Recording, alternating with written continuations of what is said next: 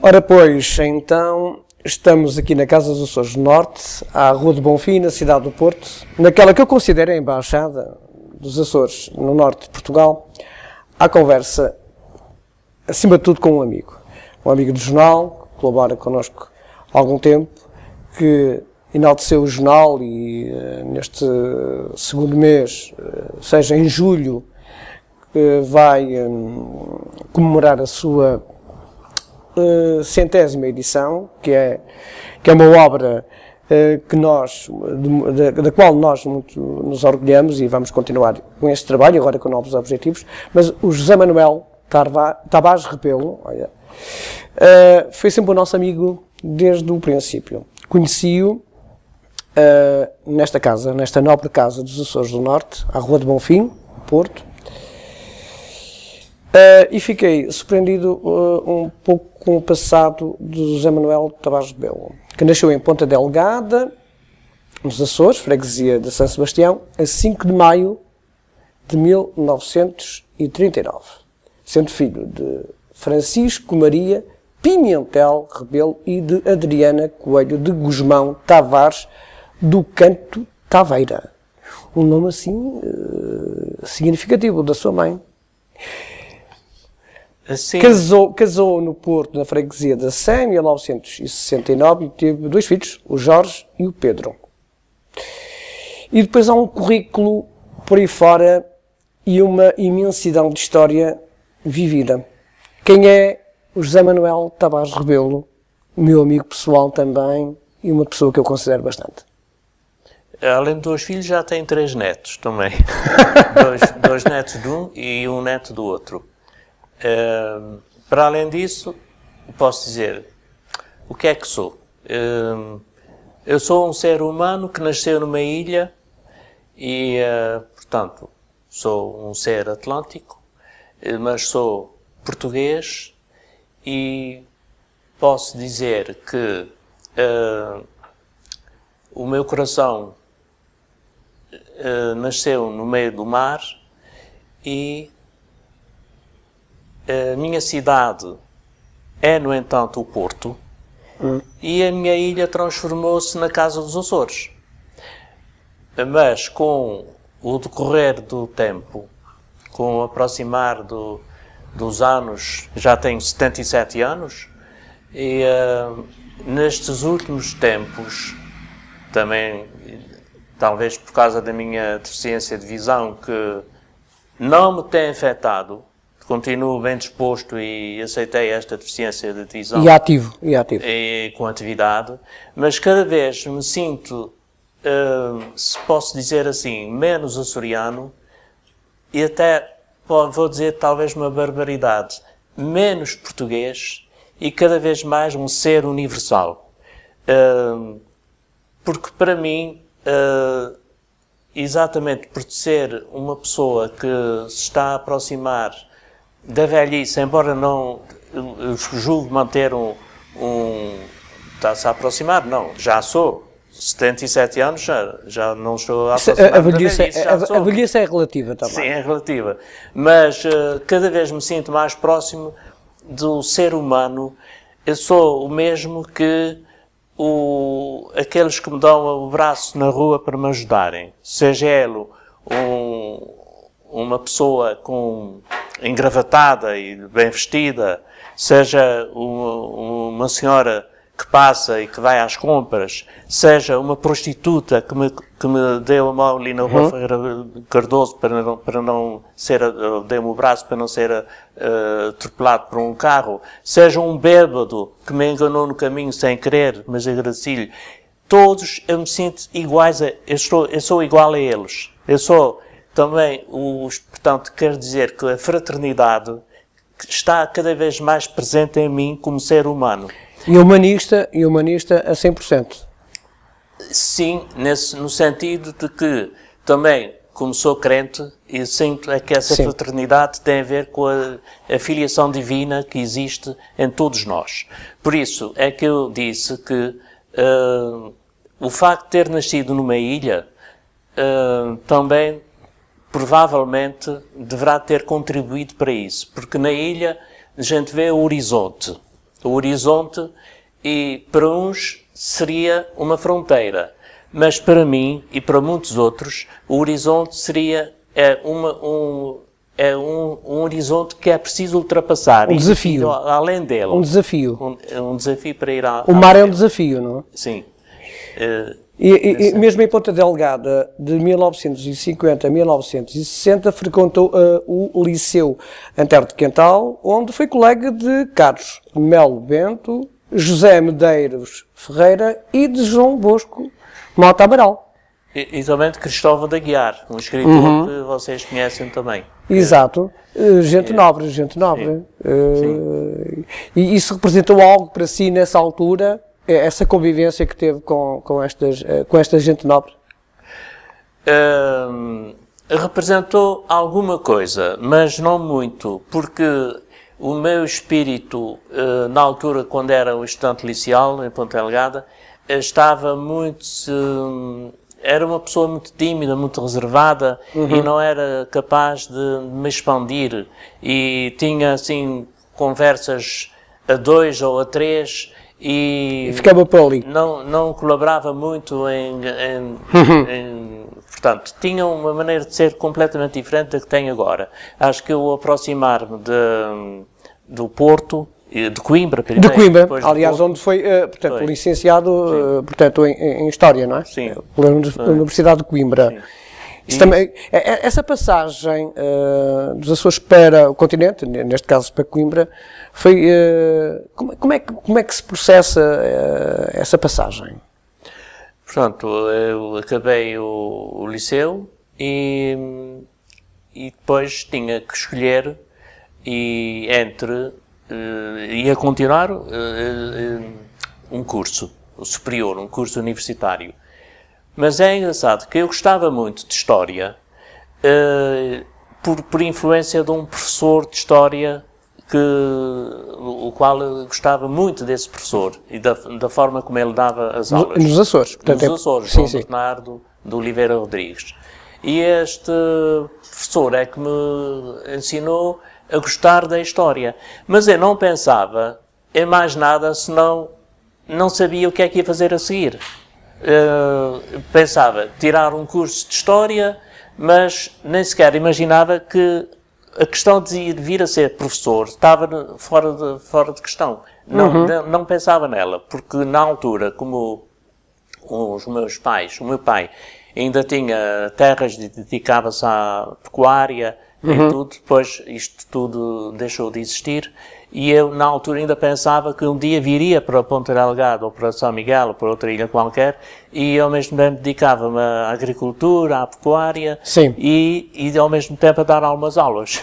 Mas depois, quando vim para Coimbra, esse sonho acabou, tanto porque acabaram também essas terras e isso tudo que São Miguel acabou, e também surgiram outros horizontes que me... E também apanha Coimbra numa altura interessante, com certeza. Sim, nos anos 60. Exato. Eram os anos de luta e contra a ditadura, contra o Estado Novo. Embora eu não há muitos jovens que têm assim, só superficialmente a ideia do que era esse Estado Novo, que era alguma coisa que se calhar era proibitivo estarmos aqui a fazer o que estamos a fazer agora, naquela altura. É que há muitos jovens que não compreendem ainda isso. Mas ainda que vão estudando agora já mais com pormenores tudo o que foi o antes do 25 de Abril. Mas em Coimbra vive grandes emoções, com certeza. Sim, eu vivi numa república, digamos, um solar, que era o solar dos estudantes açorianos, que até há poucos anos ainda existia. Eu desconhecia, Sim, na rua António Vasconcelos. E depois nós conversávamos assim sobre a situação existente, mas também nos divertíamos. E eu não era pessoa para andar à frente, eu ia atrás dos outros. E na retaguarda. Fazia as assinaturas daqueles comunicados que havia contra determinadas atitudes do Estado Novo, não é? Na altura passei na altura por Salazar, por Caetano, etc. E etc. Não, depois, assim, anos depois veio o 25 de Abril, enquanto Exato. estava em Coimbra, foi mesmo durante a ditadura toda. E, portanto... Mas foi perseguido? Teve... Não, porque eu cheguei a viver na mesma casa que um guerrilheiro de Angola, que era o Daniel Chipenda, que foi jogador da Académica e foi um dos chefes guerrilheiros que não era do MPLA, era de outra... FNLA? FNLA, penso era. Mas nem sequer falávamos... eu nem sequer sabia que ele era nessa qualidade. Ele só era conhecido em Coimbra como jogador da Académica, não é? E estudante, não é? Portanto, havia também, nesse sentido, poucas conversas, não é? Conversávamos, divertíamos e também não tinha ainda adquirido aquela consciência que mais tarde adquiri, de verdadeiramente... digamos, eu não queria dizer política, porque como consciência política já a tinha, mas... é um homem de esquerda. Ainda é um homem de esquerda. Sempre fui. Embora não posicionado ao lado de A ou B ou C, mas era uma mentalidade aberta e pode-se dizer perfeitamente que era de esquerda. Exato. De Coimbra... Quando é que acontece a sua chegada ao Porto? Exatamente, porque na altura namorava a minha mulher, a atual mulher, que era tripeira, e casámos-nos aqui na Sé Catedral do Porto, no final do meu curso e do dela, que também era licenciada em História, e ainda acabámos os nossos cursos. Quando casamos, ainda vivemos lá ainda uns meses. O nosso filho mais velho nasceu lá em Coimbra e depois então vim para o Porto e resolvi ficar aqui no Porto com ela, que era a família dela e ela própria, e nunca me arrependi. Gosto muito do Porto. É a minha cidade. O que é que lhe diz o Porto assim? É a franqueza das pessoas, a amizade, sobretudo é isto, é a forma de estar dos tripeiros, agrada-me muito. Embora por vezes sejam um pouco mais, digamos, os palavrões... Isso é a moda do Porto. É a moda do Porto. E como eu vivia cerca de um ano, que ia muitas vezes a Lisboa, noto uma grande diferença entre a maneira de ser das pessoas que habitam em Lisboa e as do Porto. E gosto muito mais deste tipo de pessoas do Porto. Exato. E no Porto começa a lecionar no Pires de Lima, na escola Pires de Lima? Não comecei lá. Não. Eu comecei por lecionar em São Tirso, depois em Valongo. Andou por aí. Exatamente. Eu não sabia dessa. Passei para a escola Ramalho Ortigão, depois Pires de Lima. Estive na Ramalho Ortigão também. Sim. E nessa altura é que gostei muito esses anos que vivi nesses sítios. Na Pires de Lima teve a lecionar quantos anos? E depois foi diretor da escola? Sim, tive 20 anos a lecionar na escola Pires de Lima.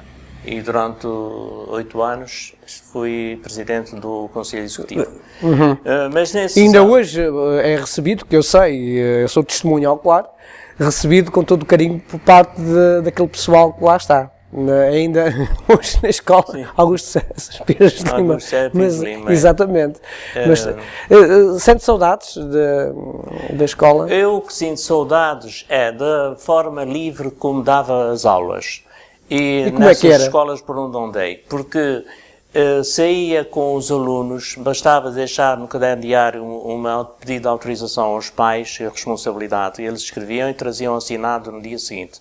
E depois eu saía com os alunos e, por exemplo, ia, isso tanto em São Tirso como em Valongo, como principalmente aqui nesta Escola Pires de Lima. Íamos fazer entrevistas, desenhos, fotografias para aquela zona da Formiga, do limite da freguesia do Bonfim, Quinta da China, sim, por aí sim. baixo.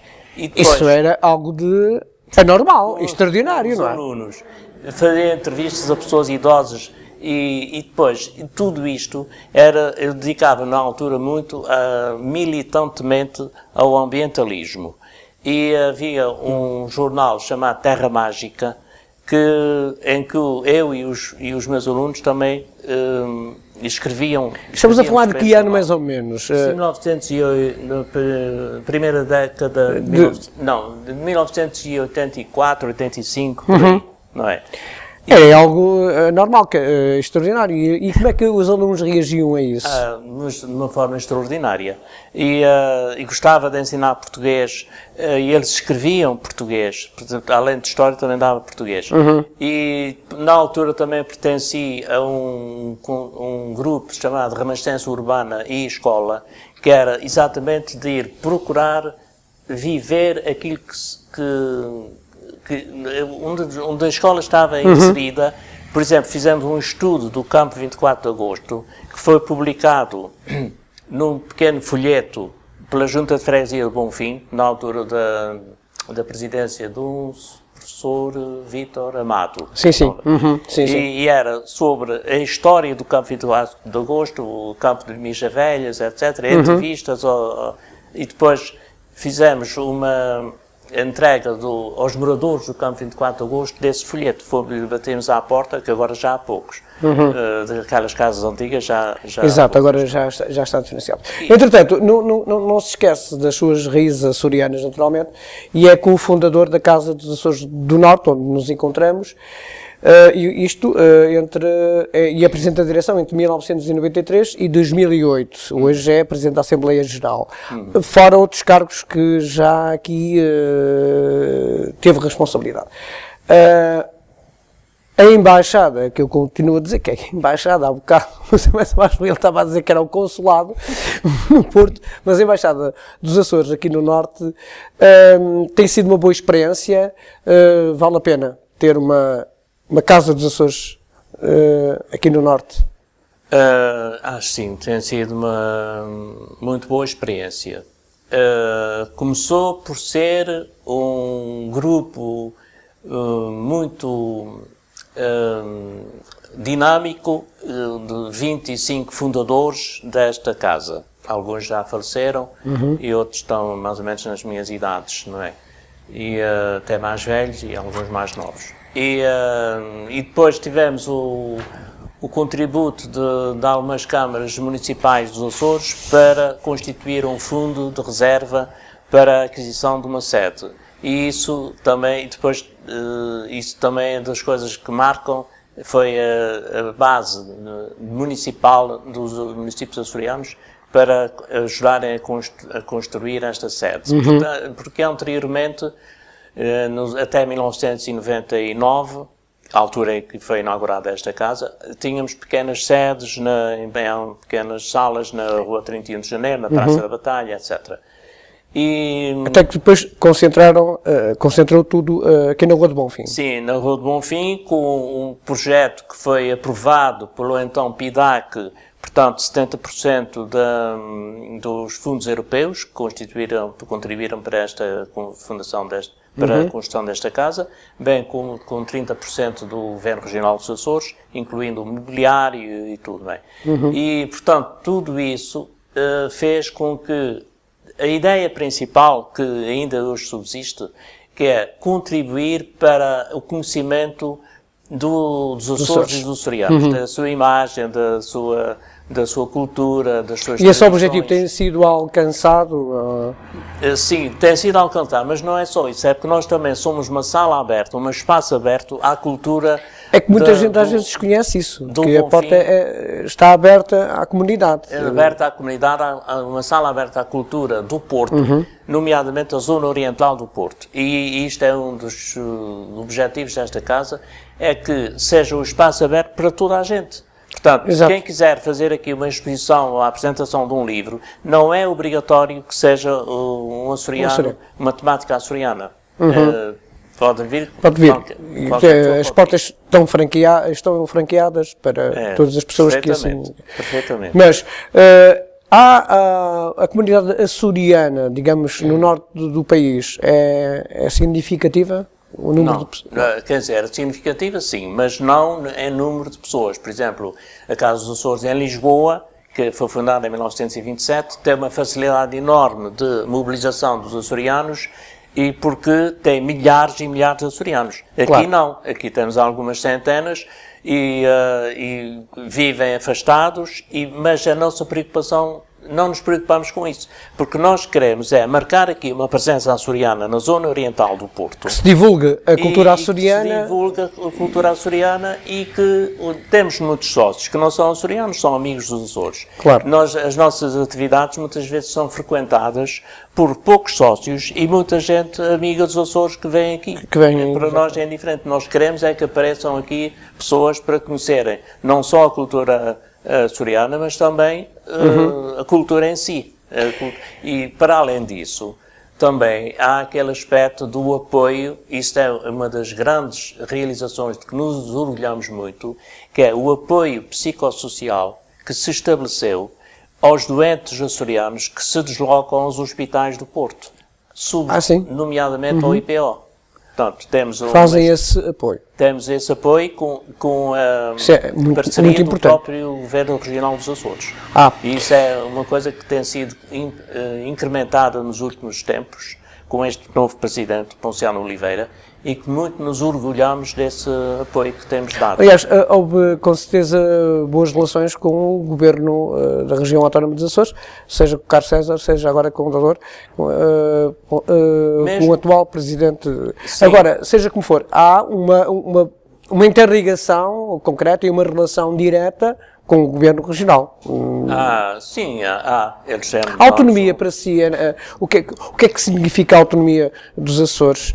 Ela já alguma vez foi posta em causa? O que é que é importante para os Açores a sua autonomia e até que ponto é importante e quais foram, se calhar, algumas deficiências que houve no meio disto tudo para que essa autonomia não fosse mais visível, mais crescente e que desse à população dos Açores outro documento e outro desenvolvimento? Eu penso que a autonomia regional enriquece a nação portuguesa, porque existe a autonomia regional porque há uma identidade regional. Essa identidade regional, dentro da nação portuguesa, enriquece o próprio país, o próprio Exato. Portugal.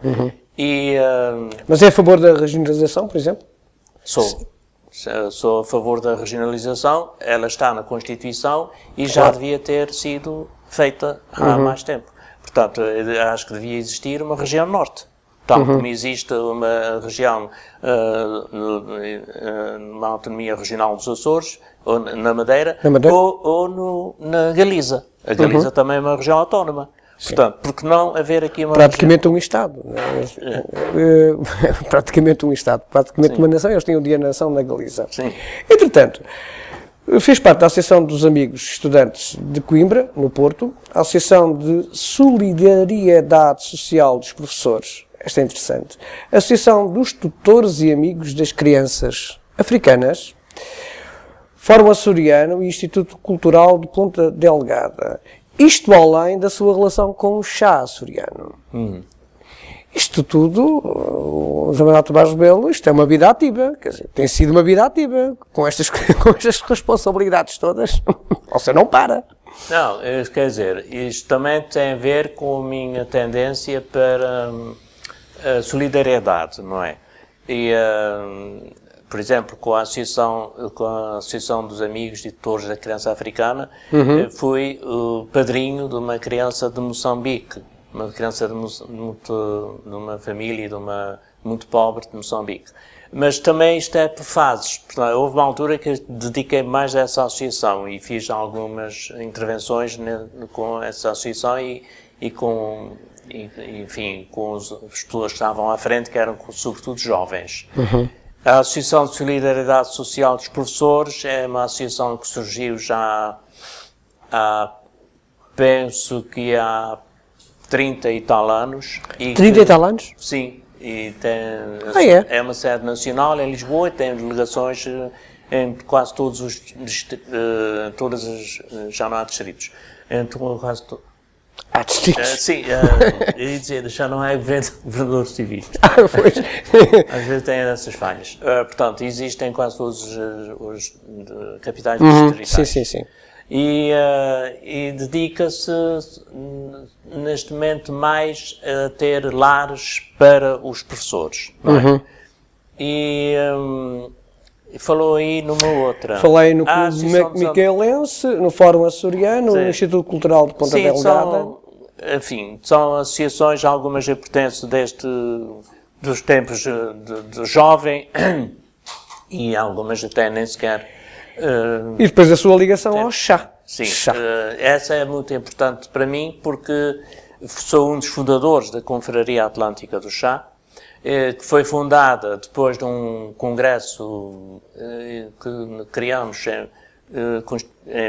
em 2006 no centro, no Clube Universitário do Porto, na Rua de Campo Alegre, e que foi estudado o chá sob o ponto de vista histórico, geográfico, científico, etc. E reunia uma série de pessoas de grande mérito cultural, científico, etc. E daí nasceu a ideia de se criar uma confraria do chá, que infelizmente neste momento está um bocadinho desativada.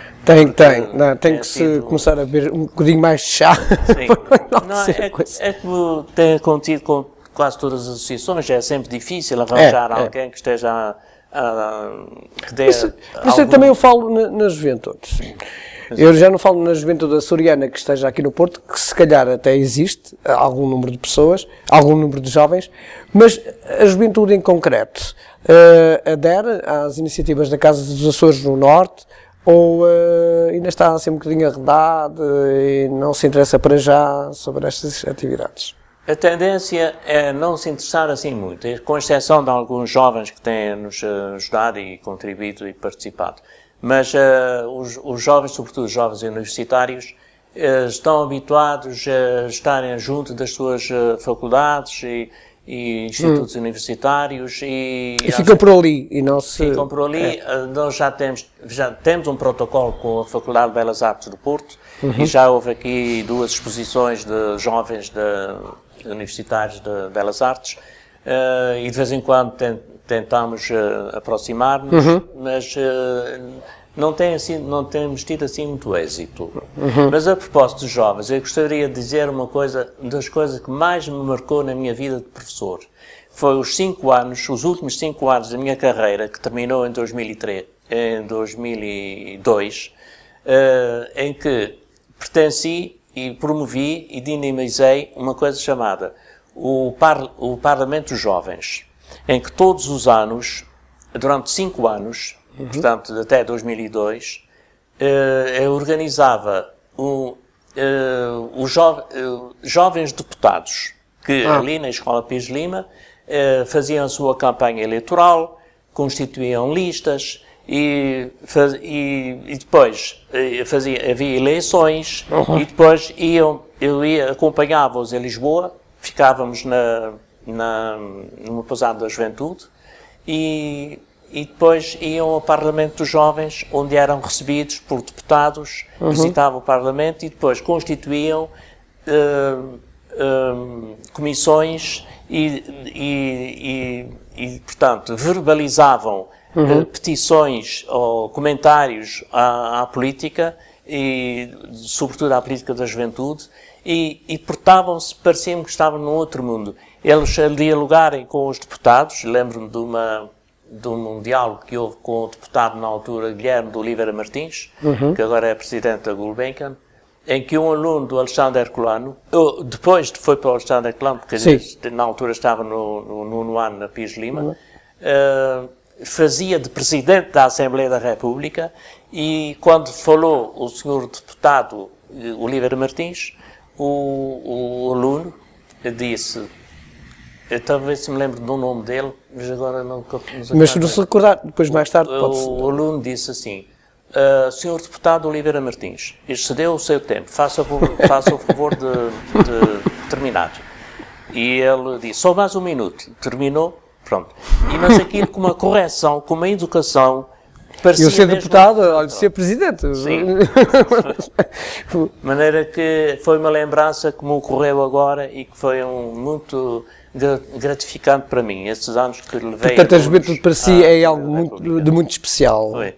Mas a juventude para si é algo muito especial, aliás, conviveu com os jovens durante praticamente toda a sua vida, não é? Sim. E ainda convive, não é? Sim, mas ultimamente o que eu ouço da burocracia dos professores nas escolas leva-me a crer que isto precisava de dar uma grande volta, nomeadamente no que diz respeito à autonomia das escolas. Porque, por exemplo, o Alexandre Herculano, Pires Lima, várias escolas que constituem um mundo enorme em que acho que os estabelecimentos de ensino, agrupamentos deviam ser autonomizados. Devia haver maior autonomia. Isto foi uma autêntica luta da democracia, uma conquista da democracia, a autonomia das escolas, que está agora a ser posta em causa, nomeadamente para contratar um funcionário, um técnico, um professor, acho que devia ser a própria escola a contratar, como acontecia há uns tempos atrás. Enfim. Zé Manuel Tavares Melo, sente-se bem consigo? Sinto-me bem na medida do possível. A questão de ter perdido a visão fez com que eu me concentrasse mais nos outros.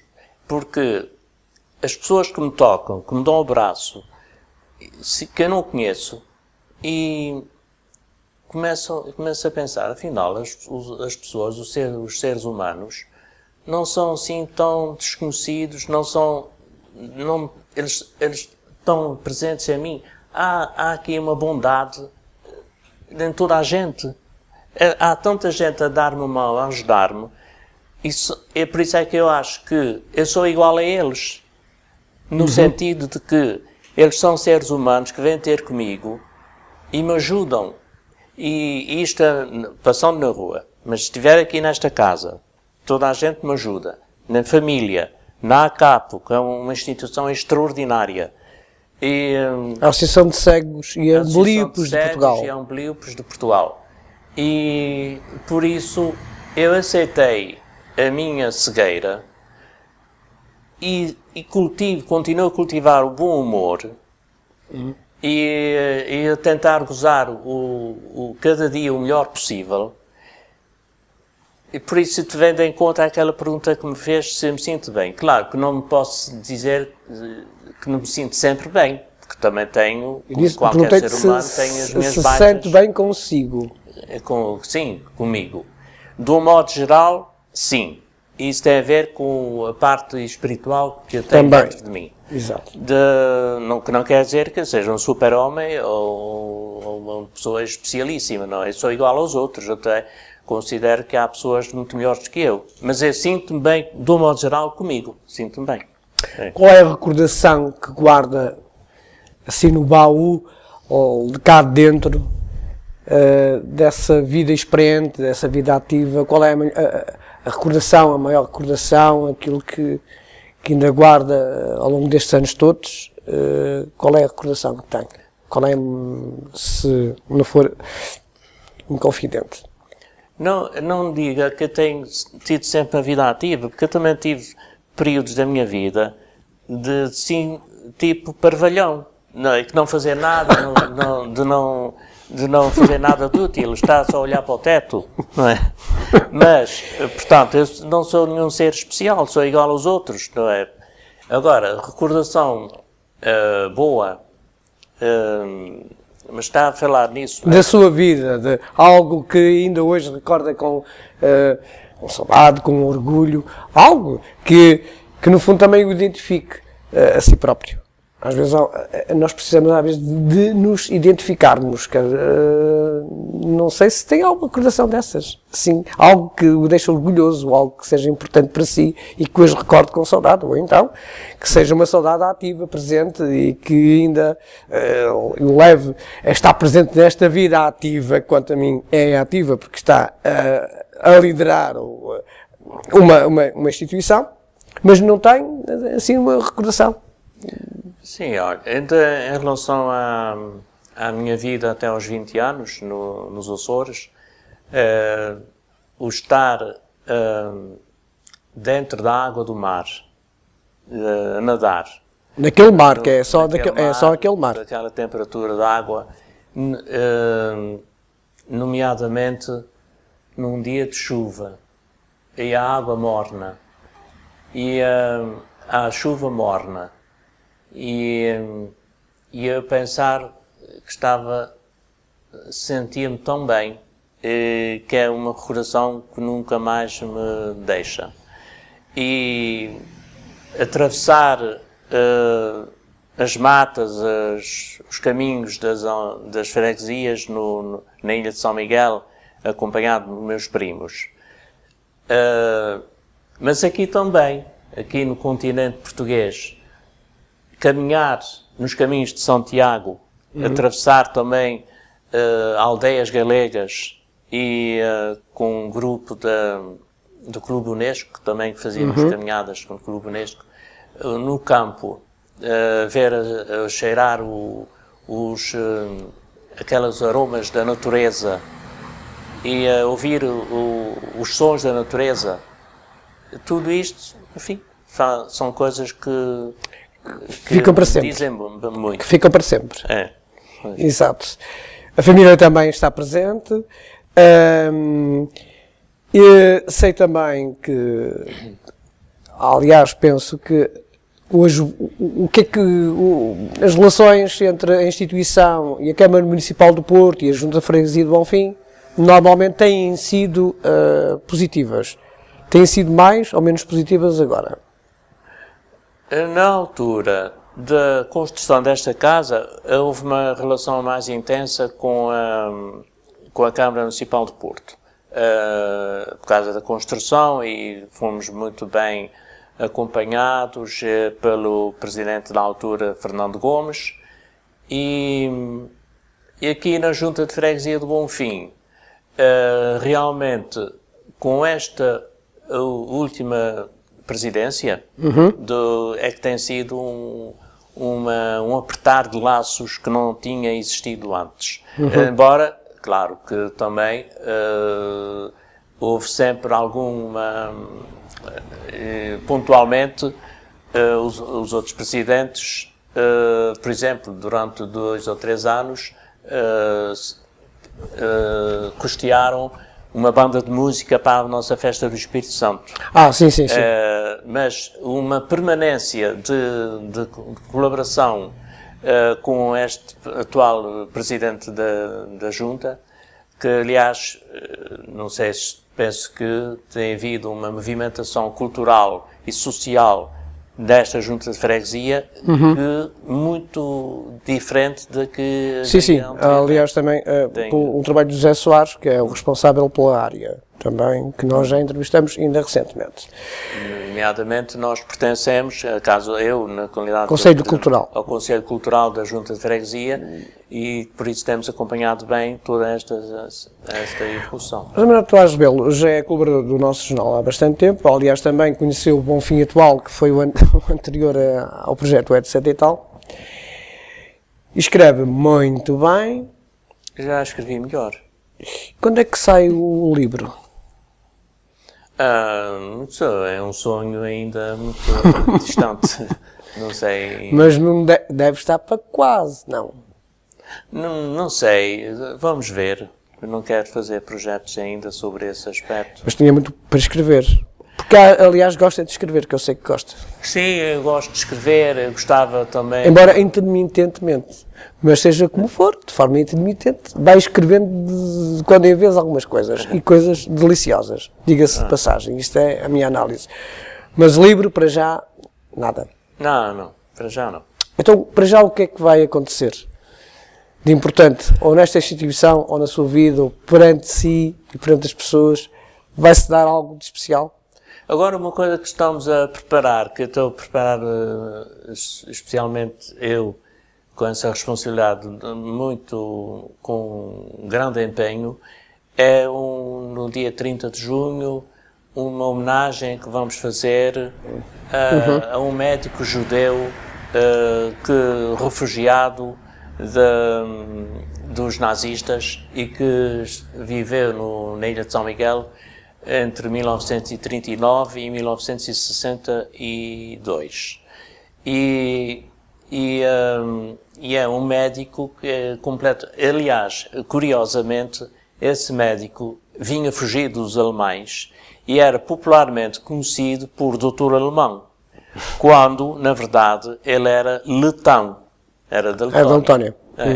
E deixou lá uma marca muito grande de bondade e de competência profissional e de inovação na Ilha de São Miguel.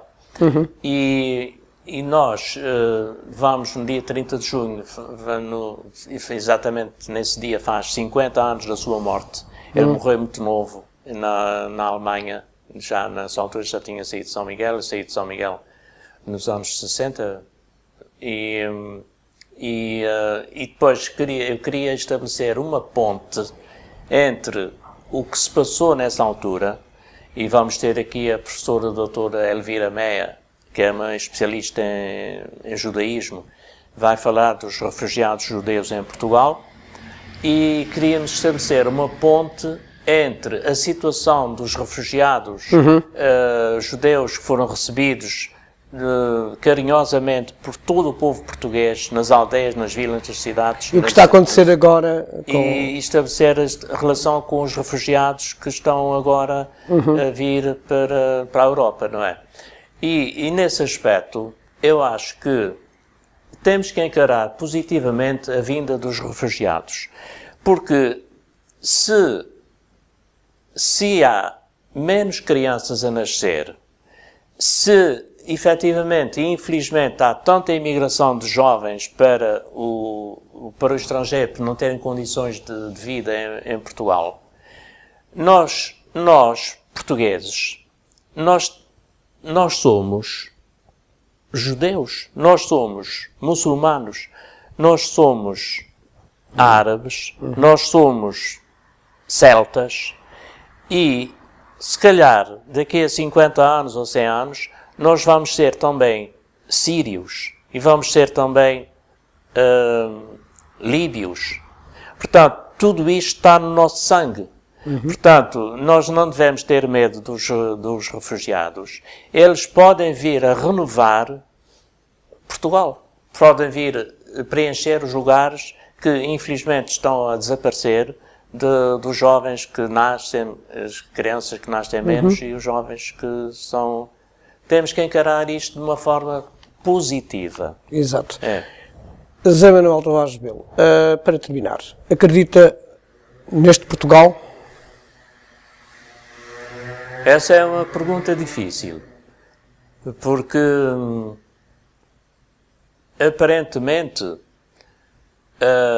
não só Portugal, mas a Europa e o mundo aparentemente estão... É difícil acreditar num futuro risonho, mas como eu tenho a convicção de que as coisas, quando chegam ao fundo, há de haver, não se pode descer mais, tem que subir, eu acredito que vai haver uma mudança. Mas essa mudança não pode passar por esquerdas e direitas e partidos. Essa mudança tem que passar por uma boa vontade, bondade, solidariedade, fraternidade de toda a gente para tentar constituir uma sociedade mais justa, mais solidária, mais igual. E isto vai ter que acontecer um dia. Mais tarde ou mais cedo. É. José Manuel Tavares Rebelo, foi um prazer ter falado consigo e muito obrigado por ter aceitado o nosso convite. Eu é que agradeço. Fazemos parte do jornal, mas estamos aqui sempre para dizer verdades. Gostei muito da sua entrevista. Muito obrigado. Obrigado. Opa, está aqui. É para um cumprimento. Ah.